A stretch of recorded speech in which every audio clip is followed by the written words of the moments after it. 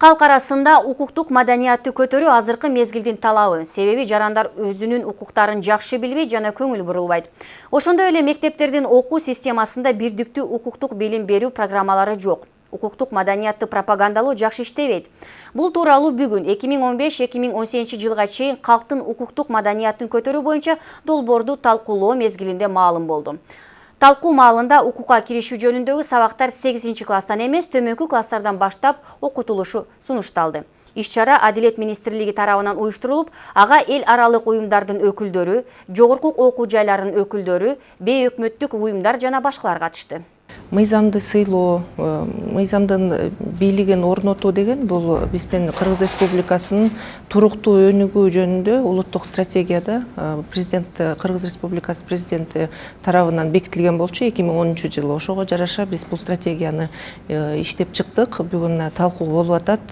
Бүгүнкү күндө биз жалаң гана мамлекеттик органдардын өкүлдөрүн эмес, уюмдардын өкүлдөрүн дагы чакырдык. Себеби бул негизи бул улуттук стратегияда бул укуктук маданиятты көтөрүү негизинен жана адамдын укугун коргоо жагы менен дагы абдан тыгыз байланышта болот да. Ошон үчүн эми сиздин сурооңузга жооп берсем, анда бул стратегия укуктук маданиятты көтөрүү менен ошол эле учурда ар бир адамдын укугун коргоого алып келиш керек да. Себеби адамдар ар бир жаран өзүнүн укугун билсе, аны коргоону билсе, анда ошого жараша ал баягы мамлекеттик органдарда иштеген чиновниктерди дагы анын укугун тебелеп тепсеге жол бербейт да, эгерде өзүнүн укугун билсе.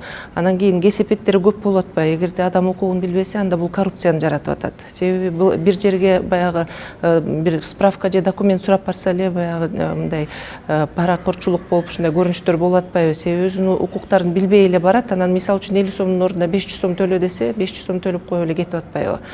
Негизи эми бүгүнкү күндө азыр эксперттер айтып кетти, укуктук маданияттын анализин жүргүзүштү. Анан бүгүнкү күндө бизде калктын арасында ушундай көрүнүштөр бар экен, жана укуктук нигилизм деп коет. Мыйзамдарды билбөө, мыйзамдарды сыйлабай, баягы өзүнүн билестикти кылуу, жанагы жол эрежелерин бузуу, ушунун баары эле баягы мыйзамды сыйлабастыктан келип чыгып атат да. Ошон үчүн бул стратегия негизинен баягы мектеп же болбосо бала бакчадан же 1-класстан баштап окуучуларды, кичинекей балдарды жана укукту сыйлоону, укуктун негиздерин билүүнү ошого багытталган да. Ошондуктан бүгүнкү күндө мынакей биз бул жерге мектептин директорлорун дагы чакырдык. Билим берүү министрлигинин өкүлү стратегия иштелип чыгып атканда түздөн-түз катышкан, ал жерге өзүнүн сунуштарын билген.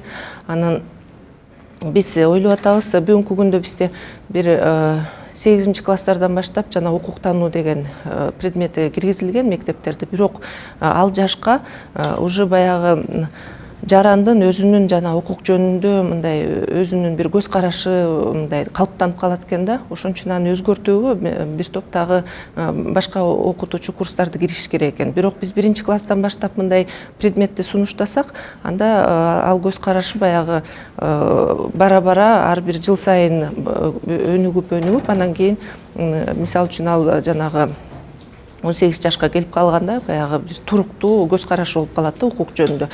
Балдар өзүнүн укуктарын жакшы билип калат. Ошон үчүн бүгүнкү күндө негизги ошол укуктук маданиятты көтөрүүгө бул укуктук бизде укукка окутуучу курстарды киргизүү деп негиз коюп атабыз да, фундамент болуш керек. Биз юстиция министрлиги укуктук пропаганданы кеңири эле жүргүзүп келчүбүз. Бул дагы стратегиянын бир тармагы болуп эсептелет. Бирок пропаганда түрү бул жетиштүү эмес болуп калат экен да баары бир. Себеби баягы алыска айылдарга барып укуктук пропаганда жүргүзгөндө деле, мисалы үчүн, эгерде эне укуктук жактан маданияттуу болсо, анда балдары дагы маданияттуу болот экен да. Бирок өзүңүздөр билгендей, бүгүнкү күндө баягы алыска айылдарга, көп жерлерге ушул укук жөнүндө билимдер аз жетип калып атат да. Мисалы үчүн, кайсы мыйзамдар кабыл алынып атат, көп адамдар билбей калып атат. Бирок биз ушул стратегиянын алкагында дагы эле пропаганда жүргүзөбүз. Адамдардын укуктары жөнүндө кеңири пропаганда болот. Кандай мыйзамдар кабыл алынып атат, ал юстиция министрлигинин түздөн түз функциясы болуп эсептелинет. Андан тышкары мынакей биз айтып атабыз, укук окутуучу укуктук тарбиялоо жагы деп атабыз.